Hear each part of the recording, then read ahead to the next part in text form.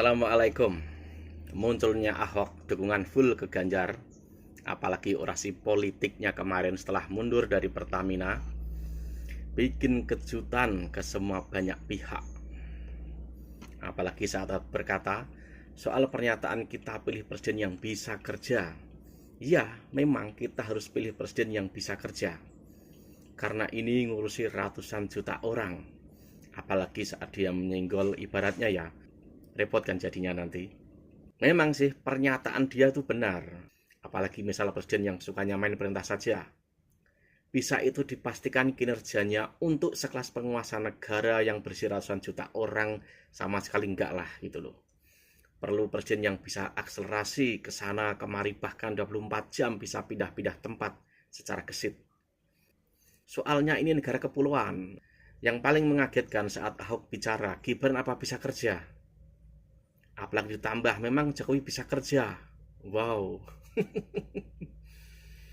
Ahok ini teman seperjuangannya Jokowi saat berat-beratnya menghadapi mereka, orang-orang yang suka demo dan politik identitas yang hampir memecah belah bangsa ini. Ingat kan? Tentu Ahok sangat tahu sampai di mana kualitas kinerja Jokowi. Ahok ini jika dalam permainan catur sebagai kuda putih, bikin kalang kabut lawan, apalagi lawannya itu mantan teman dekat seperjuangannya. Jadi dia tahu banyak. Belum lagi yang lucu ini Rocky Gerung. Saat kemarin dia mengomentari debatnya Ganjar, saat Ganjar menyinggung lawan debatnya dengan apa? Isu pelanggaran HAM. Lalu ada sebuah postingan Rocky Gerung berkata, bangsat Ganjar juga pelanggar HAM, wadas dan kendeng. Ini sebenarnya hanya pancingan agar Ganjar berani buka siapa yang sebenarnya biang semua itu. Itu loh. Karena saat itu Ganjar jadi gubernur, jadi dia tahu banyak. Sedangkan Ganjar di beberapa media setelah debat kedua kemarin itu, dia berkata, inginnya saat debat ada yang tanya soal itu. Berarti dia udah siap. Lalu pertanyaannya, berarti kan Ganjar punya rahasia mematikan. Ganjar pernah berkata program itu dari pusat. Dari pusat. Tentu kalian tahu pusat itu di mana dan siapa.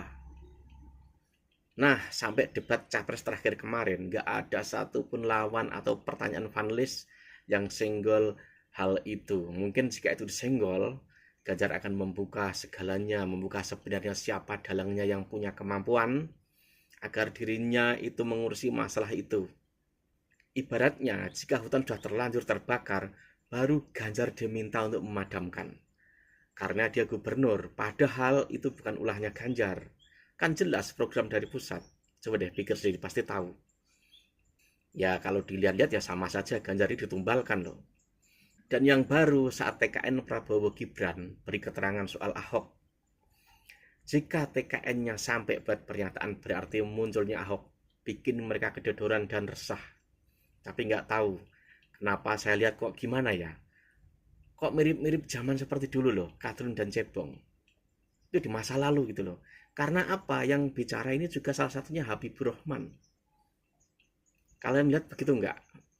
Karena Habibur Rahman jubir TKN Prabowo Gibran ini kan dulu bagian dari Akta yang sangat berkobar-kobar membela Habib Rizik, bela Bahar Smith, sampai bela terdakwa kerusuhan saat itu. Kalian bisa cari tahu sendirilah. Banyak kok beritanya, masih banyak sekali. Bagaimana dulu gila-gilaan bela HRS dan kelompok yang dulu memusit Jokowi dan Ahok.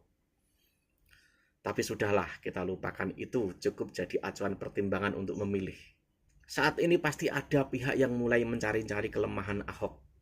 Paling tidak membungkam mulutnya. Tapi sulit kayaknya, apalagi capres sudah dekat.